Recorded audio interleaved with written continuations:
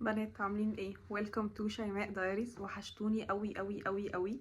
وبجد ببقى عايزه ان انا اصور لكم وابقى ملتزمه كل اسبوع زي قبل رمضان، بس بجد الموضوع في رمضان عندي بيبقى صعب قوي. حتى حاولت ان انا اصور لكم في نفس السيت اب، بس وحشني شكل الشمس كده وهي داخله. ان شاء الله بعد العيد ارجع اصور لكم تاني في نفس السيت اب. كل سنه وانتم طيبين. وحبيت ان انا اعمل لكم الفيديو ده عشان لو هتشوفوه بقى في العيد وتقدروا يعني ان انتوا ايه تشوفوه كده الفتره الجايه. وهو عن الفيمين انرجي، وده يمكن اقرب موضوع لقلبي واللي بدأت عشانه اصلا سوشيال ميديا، واللي اتكلمت اول حاجة اصلا عليه على يوتيوب. هبدأ اتكلم معاكم فيه النهاردة من طريقة مختلفة تماما، عشان بحس انه على كل البلاتفورمز او على كل السوشيال ميديا الناس بتاخدها من منطلق شوية بحسه شالو، يعني اللي هو طريقة سطحية شوية، مش طريقة عميقة. الطريقة السطحية دي بتبقى اللي هي تعملي سكين كير، ان انتي تاخدي everything shower، ان انتي تعملي شوية حاجات كده اللي هو انا بحسها تمام. دي هتديكي حلول مؤقتة بس مش هتعالجك من جوه، مش هتعالج طاقة الأنوثة بتاعتك. مش طاقة الأنوثة دي بتبقى مجروحة، ازاي ترجعيها تاني لو انتي طول عمرك في الماسكولين انرجي او ان انتي في طاقة الذكورة؟ فازاي ان انتي تبدأي ترجعيها تاني وتتعاملي معاها، وازاي ان انتي تعالجيها وتطبطبي عليها. فانا جايه النهارده عشان اتكلم معاكم في ده، في شويه خطوات كده هنتكلم فيها عشان ترجعلك تاني، تبداي تشتغلي على نفسك ان انتي ترجعي تاني طاقه الانوثه بتاعتك. اول حاجه وهي ان انتي تحسي بجسمك. بصوا، انا الجمله دي لما كانت بتتقال لي ما كنتش بفهمها. يعني ايه احس بجسمي؟ يعني اعمل ايه؟ يعني ما انا تمام لما بتوجع بحس ان انا موجوعه. لما مثلا في حاجه بتحصل بحس عادي بيها. يعني احس بجسمي يعني اعمل فيه ايه؟ وبعدين لقيت ان انا مش بحس بجسمي في الحاجات النفسية. يعني مثلا البانيك اتاكس، لما كنت مثلا بصحى من النوم دقات قلبي سريعة جدا ومخضوضة جدا، ما كنتش اعرف ان دي حاجة اسمها نوبة هلع او بانيك اتاك، وما كنتش اعرف ايه سبب البانيك اتاك دي. فلما بدأت ان انا اتصل بجسمي او افهم جسمي، بدأت افهم ان اللي بيحصل لي ده لا، دي حاجة مش طبيعية، دي حاجة المفروض انا اعرف ايه السبب بتاعها عشان ابدأ اعالجها وابدأ اتعامل معاها. حاجة كمان برضو هتلاقي مثلا بيتقالك ان انت دايما طول الوقت مشدودة، طول الوقت متنشنة، احنا بنقولها كده بالمصري. فتروحي مثلا لدكتور السنان يقولك انت ليه بتجزي على اسنانك ومشدودة ليه. فمثلا لو بتاخدي حقنة او حاجة تلاقي ان العضلات نفسها كلها مشدودة. برضو غير فكرة دكتور السنان، هتلاقي مثلا لو انت روحتي تعملي باديكير، روحتي الكوافير، روحتي تعملي مساج، هتلاقي نفسك مش بتستمتعي بالحاجة، مش عارفة اللي هو تريلاكس كده وتستمتعي بالحاجة دي. لا، جسمك مشدود، حاسة ان انت متنشنة بس انت مش عارفة ليه. وبيقولولك رخي نفسك، بس انت مش عارفة تبقى رخي نفسي اعمل ايه. انا دايما بقى المود بتاعي هو السرفايفل مود، ان انا طول الوقت في وضع الانقاذ. انا بحاول اترجم كل حاجة في نفس الوقت وانا بتكلم. ان انا طول الوقت انا حاسه انه انا لو عضلاتي مشدوده فانا تمام، بس مع الوقت ده اثاره عليا وعلى جسمي صعبه جدا. واثاره النفسيه عليا ان انا مش ببقى عارفه اتعامل بطريقه هاديه، بطريقه فيمينين. ببقى تلاقوني ان انا مثلا لو جيتي تتعاملي مثلا مع حد او تتكلمي مع حد، تلاقيكي بتتكلمي بسرعه قوي، مستعجله طول الوقت. الناس مثلا بتقعد تقولك هو انت مستعجله ليه؟ بالراحه عادي، احنا بنتكلم معاكي بالراحه. مش عارفه مثلا تتكلمي بهدوء وتبتسمي ابتسامه بسيطه وانت بتتكلمي و... وتسمعي الشخص اللي قدامك وتتكلمي معاه بالراحه. لا، هتلاقي نفسك ان انت عايزه تردي بسرعه، عايزه تتكلمي بسرعه. ليه؟ عشان خاطر انت جسمك مهيأ طول الوقت ان هو لازم يبقى مشدود، لازم يبقى فيه وضع الانقاذ ده او السرفايفل مود ده موجود طول الوقت. ده اللي بتدافعي بيه عن نفسك، ودي طاقة ذكورة. يعني ده ماسكلين انرجي، وجسمك بيبقى حصل له كده. عايزه اقول لكم نتيجه، يعني سبب ده برضو، يعني عشان لو انتوا هتدوروا على اسباب ده، دي الطريقه اللي هتعالجك بيها. وهقول لك على حاجه كمان.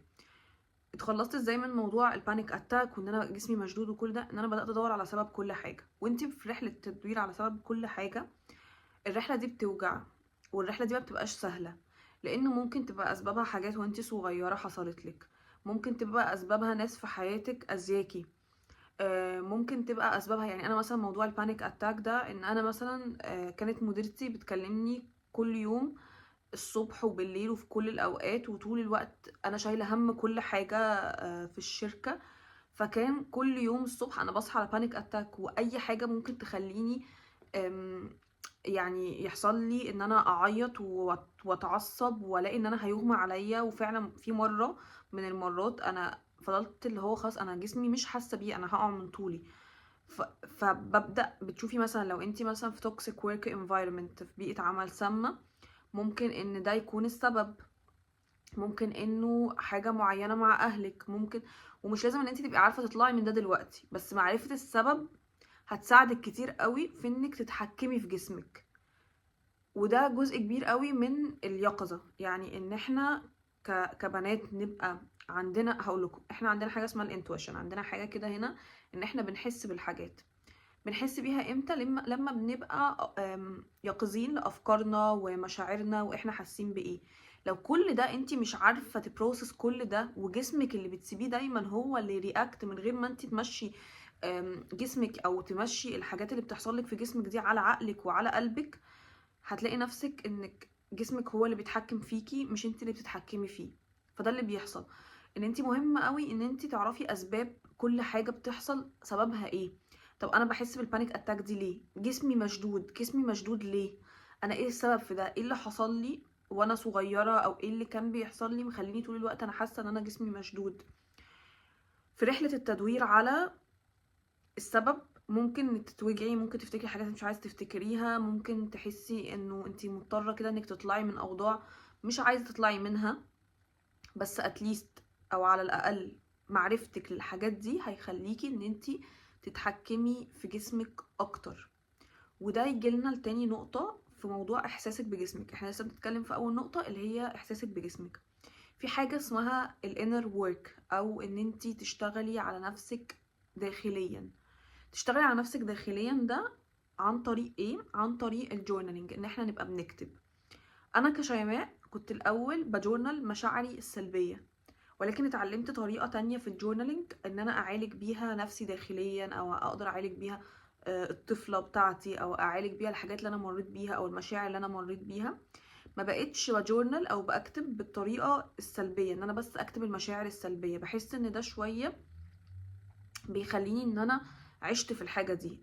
بحاول طول الوقت ان انا اكتب سبب اللي انا حسيت بيه ده سببه ايه، واشوف الحاجة دي تأثيرها عليا ايه، وبعدين اكتب الشعور الحلو اللي انا عايزة احسه لو ما بقتش الحاجة دي موجودة. الطريقة دي سحر بجد في الكتابة. غير ان انت ممكن ان انت كانك، يعني الاجانب بيقعدوا يقولوا ان انت بتمانيفستت وبتاتراكتت وان انت قانون الجذب وكل الكلام ده، بس انا باخدها اكتر انه ان انا كاني بكلم ربنا بيها. بقول له يا رب مثلا انا حسيت كده عشان حسيت ان انا الحاجه دي اذتني، او الحاجه دي ضايقتني، او الحاجه دي خلتني ان انا ما بقاش حاسه بجسمي، او ما بقاش حاسه لرياكشناتي. ف يا رب انا لو اتبدل الشعور ده هبقى حاسه بواحد واتنين وتلاته، هبقى حاسه ان انا ريلاكست اكتر، هبقى حاسه ان انا حاسه بجسمي اكتر، هبقى فعلا عارفه ان انا اتعامل زي البنات. يبقى صوتي اهدى، يبقى ان انا حركاتي اهدى. فابدا اتخيل نفسي لو انا مش جسمي كده، هبقى عايزه اشوف نفسي ازاي. دي طريقتي انا في الجورنالينج، وبصراحه الطريقه دي دايما بتنفع معايا وبتحسسني بشعور حلو. وبتخليني فاكره الشعور الحلو ده هيبقى عامل ازاي. فابدا كل مره انا بتنشن فيها جسمي ابدا احس بجسمي، اشوف ايه ده انا جسمي متنشن، طب ممكن اشتغل على ده ازاي عشان ما يبقاش مشدود كده. حاجه كمان مهمه جدا جدا جدا مش ناس كتير خالص بتتكلم فيها، وهي دورتك الشهريه، البيريد بتاعتك. مش ناس خالص كتير بتتكلم في ان انتي ازاي تتراك دورتك الشهريه. بمعنى في كده ابلكيشن اسمه فلو، بتدخلي عليه اول يوم البيريد جاتلك. احنا عندنا مراحل البيريد ده، هعمل لكم فيديو لوحده اصلا. احنا بنمر باربع مراحل للبيريد، بس ملخصها سريعا ان انت في مرحله في اسبوع قبل البيريد، تمام، اللي هو البي ام اس. الاسبوع ده هجيب لكم ترجمه كل حاجه فيهم بالعربي، بس دلوقتي هشرح لكم كده بالمواعيد. انت عندك اسبوع قبل البيريد. الاسبوع ده يوجولي هتلاقي نفسك متنشنه مكتئبه، انت مضغوطه جدا، بتاخدي قرارات ممكن تكون قرارات توديكي في داهيه، قرارات اللي هو تسيبي شغلك بقى، تتعصبي على حد، تقولي كلمه مش عارف ايه. خدي بالك ان كل ده عشان انت مش واعيه اصلا انه ده بسبب هرموناتك. جزء كبير قوي مننا كستات احنا المفروض يعني جزء كبير قوي احنا مش زي الرجاله، احنا عندنا هرمونات كتيره قوي ولما هاجي اعمل لكم الفيديو ده هتلاقوا ان احنا عندنا مراحل الشهر عندنا كده وكده وكده. ولو عرفنا ان احنا نظبط ان شغلنا ونظبط طريقة المانيفستيشن بتاعتنا ونظبط كل حاجة على مواعيد دورتنا الشهرية، او على الاقل نكون ان احنا يقظين للمواعيد دي، حاجات كتيرة قوي قوي قوي بتتغير في حياتك. وده عن تجربة، يعني بتلاقي نفسك اتغيرتي 180 درجة. ما بقيتيش بتاخدي اي قرارات وخلاص، بقيتي تحسي بنفسك، بقيتي تكنترول نفسك اكتر، بقيتي تعرفي انت امتى انا في وقت هبقى productive فيه قوي، وفي وقت هبقى منتجة وهعرف اعمل حاجات كتير. وقت تاني لا، انا الوقت ده انا مش قادرة ان انا هعمل فيه حاجة، بس الوقت ده انا ممكن استخدمه في ان انا اطلع مشاعري، او ان انا ابقى بكتب عن مشاعري اكتر، او ان انا الوقت دوت لا انا همانيفست فيه اكتر، او ان انا هتكلم مع ربنا فيه. فزي ما كنت بقول لكم، عندك الفتره اللي قبل البريد دي بتبقى فتره صعبه جدا. وقت البريد نفسه انت جسمك بيبقى مش قادر يعمل حاجه، بيبقى جسمك خلاص، بالذات اول يومين وكده، اللي هو لا انت جسمك مش قادر ولا انت قادره وعايز تقعدي على السرير ما تعمليش اي حاجه. مهم انك تحسي بجسمك في الفترات دي، وتسيبي جسمك يعيش الفترات دي، ما تمنعهوش منها. ما تجيش مثلا اللي هو انا اول وتاني يوم بيريد ده انا عايزه انزل اتمرن وعايزه ابقى productive وعايزه اعمل كل حاجه في الحياه. ما تجيش ان انت قبل البيريد لو انا مش حاسبه ايامي، او مش حاسبه، الاقي نفسي باخد قرارات وانا عايزه استقيل من الشغل وانا عايزه لا، ده مش وقت خالص بناخد فيه قرارات. ده وقت احنا بنكتب فيه، بنجورنال فيه، بنتكلم فيه مع نفسنا، بنتكلم فيه مع ربنا، بنطلع اي مشاعر سلبية احنا حاسين بيها ما بيننا وما بين نفسنا، علشان ما ناخدش قرارات متهورة في الفترة دي. بنحاول نسمع فيديوز، بنحاول نتفرج على حاجات تضحكنا. بعد البيريد بتبقى فترة منتجة جدا عندنا كستات، فترة لا انا ممكن ان انا اعمل فيها حاجات جديدة، اروح الجيم، اتمرن، اجرب حاجات جديدة. بعدين بتيجي تاني، بترجع تاني الفترة اللي هي قبل البريد. هعمل لكم فيديو مخصوص كده بيشرح الفترات دي، وازاي ان احنا نتعامل مع الفترات دي، وازاي الفترات دي ممكن تفرق جدا جدا في ان احنا نحس بجسمنا كبنات. بس اللي عايزه هقوله لكم ان انتوا محتاجين تحسوا بجسمكم، لان احنا جزء كبير قوي من حياتنا معتمد على الهرمونات. احنا جسمنا كل شهر بيبقى مستعد عشان يحمل، بس يعني احنا جسمنا مهيأ كستات عشان الحمل. فكل شهر يا اما جسمنا بيبقى بيستعد للحمل، يا اما جسمنا بيلاقي لا انت مش حامل فخلاص البيريد هتجيلك. فلازم مهم قوي تقري عن السايكل بتاعتك، او عن الفترات اللي بتمر بيها طول الشهر، علشان تعرفي تتعاملي معاها، وعشان تعرفي ان انت تحسي بجسمك وما تضغطيش عليه في الاوقات دي بحاجات هو مش قادر يعملها. وتعرفي امتى الاوقات اللي انت عارفه فيها ان انت تبقي منتجه جدا، امتى الاوقات اللي انت هتبقي فيها عارفه تنجحي في حاجات. وعايزه اقول لكم ان بجد ده سر من اسرار ناس كتير قوي ناجحه ستات في حياتها. بجد ده سر من الاسرار الستات الناجحه، ان هم بيبقوا عارفين ازاي ان هم يظبطوا مواعيدهم ومواعيد شغلهم ومواعيد حياتهم، وعلى السايكل بتاعه الدوره الشهريه بتاعتهم. فدي نقطه احساسك بجسمك، عايزه استفيد بيها اكتر لما اجي اعمل لكم فيديو عن الدوره الشهريه. قولوا لي برضو لو انتوا عايزين تعرفوا اكتر في الموضوع ده، وهعمل لكم فيديو عنه. طيب بنات، تاني نقطه عايزه اكلمكم فيها هي الكرياتيفيتي، او ان انت تبقي ارتستيك، بتحبي الحاجات الارت، بتحبي ان انت تديزاين حاجات، تصممي حاجات، تعملي حاجات بايدك. انا بجد طول عمري كنت ببقى بكره حاجه اسمها ان انا ارسم، بكره حاجه اسمها ان انا ديزاين. بحس ان انا لا، مش الحته دي مش بتاعتي خالص، وان انا مش شخص بقى لي ديزاين ويلعب بالالوان وكده. لحد ما I healed من الماسكلين انرجي وبقيت into my feminine اكتر. دي حاجه خلتني ان انا لا، ايه ده انا عايزه ان انا ابقى ارتستيك، عايزه ديزاين حاجات، عايزه اتعلم حاجات في الديزاين، عايزه ارسم حاجات، عايزه ان انا حتى وانا بطبخ ببقيت مبسوطه بالبروسيس نفسها بتاعت ان انا اكرييت حاجه. وده يجي منين؟ يجي ان احنا بجد كستات، احنا بجد ربنا خلقنا عشان نحلي الدنيا، ولازم تبقي انتي مقتنعه بكده. بجد ربنا خلق اي ست، اي ست حلوه، تمام؟ انتي كده كده حلوه. اي ست ربنا بجد خلقها عشان تبقى هي الحاجه الحلوه اللي في الدنيا. يعني لما باجي امشي كده وسط الخضره بحس ان احنا بجد شبه الوردات كده، يعني بجد.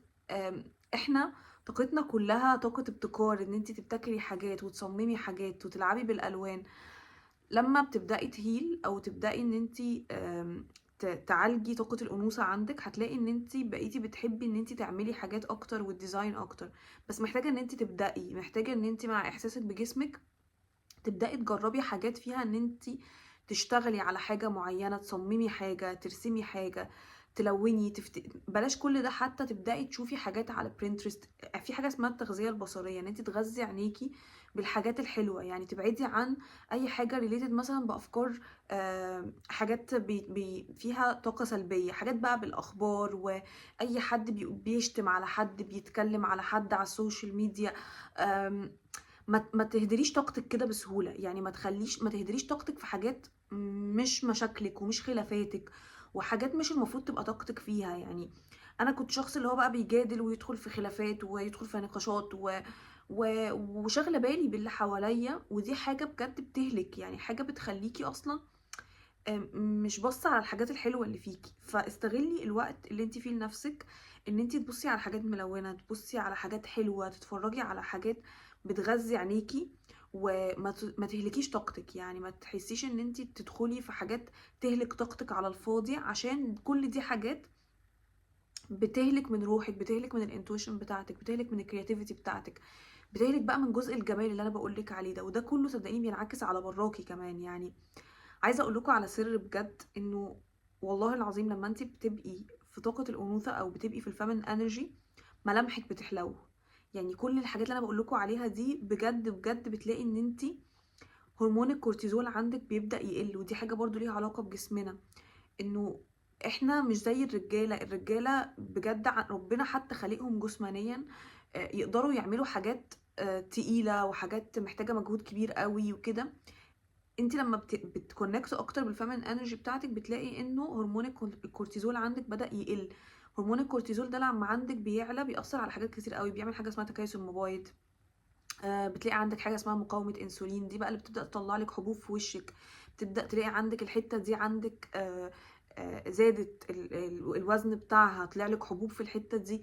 بتلاقي انه لما انت بتبداي تكونكت وتهدي كده وتفهمي جسمك وتبقي بالراحه وتعملي حاجات ما فيهاش مجهود عصبي ومجهود بدني، بتلاقي انه ملامح وشك بدأت تحلو. يعني لسه سامعه بجد الموضوع ده، انه اي ريفلكتد كده على نفسي، قلت ايه ده فعلا انت بتلاقي ان حتى شكل وشك نفسه بدأ العظم بتاع وشك يبان، بدأ يبقى وشك الملامح بتاعته بارزه اكتر. ودي بجد حاجه مهمه قوي قوي ان احنا ناخد بالنا منها، وليها علاقه كبيره قوي قوي بالفيمن انرجي بتاعتنا. فحاولي ان انت تعملي حاجات اتليست، وانت بتعملي الحاجه دي تبقي واعيه ليها وتبقي بتحسي بيها وتبقي كانك بتفرغي طاقه وانت بتعملي الحاجه دي. وواحده واحده هتلاقي الموضوع بجد عندك زاد، لدرجه بقولكم ان انا بقيت حابه ان انا ادرس ديزاين، وعايزه ان انا اتعلم ديزاين وكده، وما كنتش مصدقه ده. وعايزه اقول لكم على حاجه، ان معظم الديزاينرز او الستات الناجحه قوي في مجال الديزاين بقى، سواء في الفاشن، في الانتيرير، في اي مجال، هتلاقيهم ان هم ستات في الفيمن انرجي جدا. يعني جيت تقعدي معاها تحسيها بتتكلم بالراحه. اتفرجوا كده على الانترفيو بتاع عزه فهمي، هتلاقوا لا انه الانرجي بتاعتها كده، هي ست. وكونك ست اصلا بجد دي حاجه حلوه. يعني انا بجد كنت بكره كوني ست، فاكتشفت ان كونك ست دي بجد حاجه حلوه قوي وحاجه عميقه جدا جدا. واحنا كستات بنحس بالحاجات بزياده، ودي حاجه حلوه. يعني انا مش عايزاكي النهارده، عايزه النهارده اغير مفهومك عن ان انت ست ده ضعف. عايزه اغير مفهومك عن انه طاقه الانوثه دي هي ان انا اعمل سكين كير لا، اتس مايند سيت، طريقه تفكير. عايزه طريقه تفكيرك نفسها تتحسن، عايزه ان انت تبقي واثقه من نفسك، تحسي ان انت كونك اصلا ست ده كفايه. انت مش محتاجه تثبتي حاجه لحد، مش محتاجه تعملي حاجه اكسترا، مش محتاجه تنافسي حد، مش محتاجه تتسابقي مع حد. ودي حاجة مهمة قوي صدقيني. طاقة ان انت تهدري وقتك في ان انت بتتسابقي مع الناس، ومحتاجة تعملي ايه، ومحتاجة تعملي كذا عشان تجمعي فلوس. عايزة اقولك على حاجة في موضوع الفلوس ده، انه بجد الرزق والطاقة دي بجد سبحان الله سبحان الله، ان انت لما بتبقي كبنت in your feminine، الفلوس بتجيلك بطريقة من حيث لا تدري ولا تحتسبي، بطريقة كده، بطريقة فيها فلو. انت مش محتاجة ان انت تقلقي عشان الحاجة دي تجيلك، عشان احنا كستات مش بنجري ورا الحاجة. احنا مش مخلوقين عشان كده، مش مخلوقين عشان نجري ورا الحاجة، احنا الحاجة اللي تجيلنا لحد عندنا. ولما بنبدأ نجري ورا الحاجة دي بيبدأ عندنا مشاكل القلق، وبيبدأ الكورتيزول بتاعنا يزيد، وبيبدأ ان احنا نحس زي ما قلت لكم موضوع البانيك اتاكس اللي كان بيجي. كل ده من الجري، كل ده ان انا بس بجري. وده مش معناه ان انا اقعد ما اعملش حاجة او ما اسعاش لحاجة، انا ضد ده. بس انا بس عايزة اوصل لك فكرة ان مهم انك تحبي نفسك. كونك ست لوحده باللي جسمنا بيمر بيه طول الشهر، بان احنا بنحس بالحاجات زيادة دي كلها، ممكن تحطك في حاجات وتخليكي تنجحي بطريقة مختلفة تماما، وبطريقة احسن بكتير قوي قوي قوي. ومش لازم يبقى دايما الطريق اللي انت ماشية فيه ده هو ده الطريق بتاع النجاح اللي انت شايفاه وبتجري وراه. حاولي ان انت تحضني نفسك، يعني تكونكت مع نفسك، تتصلي مع نفسك اكتر كده، وتشوفي الحاجات اللي ناقصاكي بقى روحانيا. يعني تشوفي روحك ناقصها ايه، جسمك ناقصه ايه، ازاي تهتمي بنفسك من جوه ومن بره. بس تبدأي تعالجي الحاجات اللي جوه وتهتمي بنفسك من جوه، عشان كل ده هيرفلكت، وكل ده هيطلع عليكي صدقيني من بره. وكل ده هيبدأ يحقق لك حاجات في حياتك انت عمرك ما كنتي تتخيليها، بس عشان كونك ست. حاجة كمان عايزاكي تبصي على الستات الأغنياء. هتلاقيهم ستات في الفيمينين جدا. هتلاقي الست دي بجد ست، هي قد ايه هادية، قد ايه هي مهتمة بنفسها جدا، قد ايه انها كل حاجة فيها طريقة كلامها، كل حاجة فيها feminine energy. فده مش معناه ان انا لما هبقى في الفيمينين انا كده بقى يبقى انا مش هبقى independent woman. انت اصلا مش مطلوب منك تبقي independent، بكلمك بامانه، عشان بس انا كنت في هذا التفكير فتره كبيره جدا في حياتي، وصدقوني انا ما خدتش من ده غير حرقة الدم. بكلمكم بصراحة، يعني أنا بجد بتكلم معاكم هنا إن انتوا صحابي، بتكلم معاكم من قلبي. مش هتاخدي من ده غير إن انتي نفسيتك تبقى زي الزفت، وإن انتي تجري ورا حاجات انتي مش عارفة انتي بتجري ورا ايه أصلا، و... وصراعات ومنافسات لا لا لا لا لا لا لا، ده كله احنا مش محتاجينه في حياتنا خالص. انتي محتاجة تبقي أهدى من كده بكتير قوي. محتاجة إن انتي تصحي كل يوم الصبح. بجد حاجة من الحاجات اللي فرقت معايا جدا جدا هي المديتيشن والافرميشنز. ان انا كل يوم كنت بمديتيت، ان انا كل يوم بقعد اقول لنفسي المديتيشن ده ممكن يبقى عن طريق ان انت بتقري الاذكار الصبح، عن طريق ان انت بتشربي القهوة بالراحة قوي الصبح، وبتقولي بتجورنال، بتكتبي شوية حاجات انت حاسة بيها النهاردة، حاجات انت عايزة تبقيها. بجد فكرة انك بتكتبي الحاجات النسخة اللي انت شايفاها من نفسك دي، والله العظيم دي سحر، بجد سحر. وبترجعي لها بعد كده تلاقي حاجات كتيرة قوي قوي اتحققت منها. فالنصيحة التالتة اللي انا كنت عايزة اقولها لك هي فكرة الافرميشنز، ان انت تقولي لنفسك كلام ايجابي. ان انت كل ما عقلك يقولك كلمة سلبية عنك، زي ان انت مش حلوة، انت مش ست، انت مش in your feminine، انت عمرك ما هتلاقي الراجل الصح. كلام كتير قوي عقلك هيفضل يقولهولك. محتاجة ان انت تغيري ده. لا انا استاهل راجل كويس في حياتي، لا انا حلوة جدا، لا انا استاهل ان انا كل حاجة تجيلي وان انا ما اجريش وراها. اخر حاجة عايزة اقولها لك هي ما تقبليش باقل من اللي انتي تستاهليه. ما تستحمليش حد بيقولك ان انتي مش كفاية. ما تستحمليش اي حد بيقلل منك. علشان لو في احساس بيجيلك ان انتي احساس هنا من جوه، عشان انا كنت بكدب الاحساس ده سنين وسنين. وبعد ما بدأت ان انا امشي ورا الاحساس ده، اللي هي ان انا حاسه ان البني ادم ده مش كويس، احساس مش فكره، احساس كده بيقولي ان الشخص ده مؤذي، احساس بيقولي ان انا ما استاهلش كده، باخد بعضي وامشي. بتاخدي بعضك وتمشي. انتي ما تستاهليش ان حد يعاملك وحش، ما تستاهليش ان حد يقولك ان انتي ده اخرك، او ده ما تستاهليش اكتر من كده، او ان انا ما يعني انا شايفك في الحته دي. ما تقبليش بده، ما تقبليش بان حد يقلل منك. كل دي حاجات صدقيني هتخليكي في الماسكلين انرجي اكتر، وهتخليكي ان انتي مش عارفه تكونكت بنفسك. وواحده واحده الصوت اللي جواكي ده هيفضل يطفي لحد مش هتبقي بتسمعيه، لكن واحده واحده لما تكونكت تاني للفيمين انرجي هتلاقي نفسك بدأتي تسمعي الصوت ده. عايزه اقول لكم على حاجه برضو، انا بتكلم كتير قوي في الجزء اللي ليه علاقه بجسمكم، عشان الجزء ده عندي انا عمري ما كنت بفهمه، ولما بدأت افهمه بجد كل حاجه اتحولت. انا كنت بحب قوي ان انا لما اروح الجيم، وستيل يعني دي حاجه بحبها جدا عشان بحس ان هي بتظبط جسمي وكده، ان انا اروح اشيل ويتس وكده، وهفضل اعمل ده على فكره. بس ما كنت بكره اليوجا. كنت بكره ان انا اعمل حاجات فيها ستريتشز، حاجات ان هي بتبقى بطيئة، وحاجات ان هي بتخليني احس بجسمي اكتر. كان جسمي بيتوجع بطريقة مش طبيعية، بطريقة لا انا مش قادرة اعمل ده، عشان انا مش عارفة ريلاكس، عشان انا مش عارفة ان انا اعمل الاسترتشز دي. مؤخرا كنت فخورة بنفسي جدا لما رحت كلاس يوجا ولقيتني بعمل الحركات من غير ما احس بالالم اللي مش طبيعي. مش بعملها احسن حاجة، مش عارفة استرتش اكتر حاجة، بس مش حاسة بنفس الالم اللي كنت بحسه قبل كده، عشان هديت، عشان اعصابي هدت، عشان بدأت افهم ان جري ده ملهوش اي اهمية، وجري ده كان جري ورا سراب. محتاجة تفهمي انت بتجري ليه، محتاجة تفهمي انت بتعملي كل ده ليه، محتاجة ان انتي ما تبقيش في علاقات بتأذيكي، محتاجة ان انتي ما تبقيش مع رجالة بتقلل منك تاني، محتاجة ان انتي ما تبقيش مع رجالة مش رجالة. لما تبقي in your feminine صدقيني ربنا هيرزقك براجل هو masculine، راجل عايز ان هو يبروفايد، راجل عايز ان هو يديكي، راجل عايز ان هو يصرف عليكي، راجل قوام، راجل عايز ان هو يبقى بيحميكي، راجل عايز ان هو يبقى انتي مسؤوليته.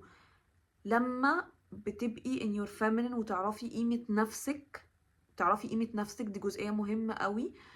بتعرفي ان انتي تاتراكت النوع ده من الرجالة. بس طول ما انتي بتقولي ده اللي انا استاهله، ده اللي انا بس كفاية عليا قوي كده، هتلاقي بتجذبي نوع رجالة ما يعلم بيه الا ربنا. بجد نوع رجالة ما ينفعش.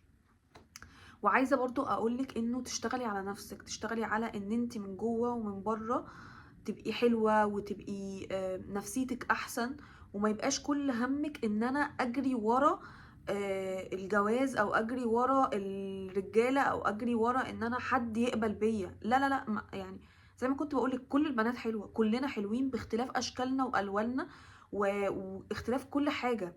بجد انت حلوة زي ما انت مش محتاجة خالص تجري ورا حد عشان تخليه يحبك. اوعي تعملي كده، اوعي تعملي كده. انا بجد بقولك ده من كل قلبي، من حد مر بده. اوعي تعملي كده، اوعي تجري ورا راجل، لان بيوقعك في نوع رجاله ما بنتجوزوش، نوع رجاله بتحمدي ربنا انه انا يا رب الحمد لله ان انت طلعتني من العلاقه دي. فاللي عايزه اقولهولك انه اعرفي قيمه نفسك، اعرفي ان انت حلوه زي ما انت، اعرفي ان اي حاجه انت مريتي بيها قبل كده ما خلتكيش in your feminine ما كانتش سببك. اي حاجة انت مريتي بيها هي ما كانتش سببك، بس التغيير وان انت تشتغلي على نفسك ده مسؤوليتك انت. فبنات انا بجد ما بحبش عقلية الضحية، عشان خاطري بطلي تقولي انا مريت وعملت وسويت. في حاجات كتيرة قوي قوي قوي بسيطة انت ممكن تعمليها. انا ما فيش اي حاجة في الحاجات اللي انا قلتها دي حاجات مادية، كلها حاجات ان انت تكونكت بنفسك، تكونكت بجسمك، تعملي جورنالينج، تقولي حاجات إيجابية عن نفسك. كلها حاجات بجد تشتغلي فيها على صحتك النفسية وصحتك الجسدية. ممكن أعمل لكم بقى فيديو المرة الجاية عن سكين كير، وعن ازاي نهتم بنفسنا كده بشكل بنوتات. أنا بعشق الفترة بتاعت بالليل دي، انتوا مش فاهمين. أنا النص ساعة اللي أنا بقعد أعمل فيها السكين كير بتاعي بالليل كده، بحس إن أنا دماغي بتفصل بشكل مش طبيعي. بعشق الفترة دي. بحس إن أنا لما بروح كده أخد everything shower، عمر ما الرجالة هتفهم الإحساس ده. لما بقيت بجد والله، ده مش كلام كده، لما بتاخدي الشاور بالراحة تستمتعي بكل حاجة انت بتعمليها في الشاور عشان تهتمي بجسمك وتغذيه وتخليه مبسوط، صدقيني بيطلعك في مود تاني مختلف تماما تماما بجد. فحبي كونك بنت، عارفين اللي هو I love being a woman. بجد بجد I love being a woman. بس زي ما كنت بقول لكم، انتي طاقة جمال، طاقة عطاء، احنا مخلوقين عشان نحلي كل حاجة في الدنيا. فبس خدي بالك كده وابداي اشتغلي على الحاجات اللي انا قلتلك عليها دي، ومستنياكم تقولوا لي في الكومنتس هل الحاجات دي فادتكم ولا لا، وقولوا لي ايه تاني محتاجيني ان انا اتكلم فيه في الكومنتس. وهحضر لكم كذا موضوع يعني الفترة الجاية ان شاء الله. متنسوش تعملوا سبسكرايب، متنسوش تقولوا لي رأيكم في الابيسود بتاعت النهاردة، وهتوحشوني لحد بعد العيد. باي.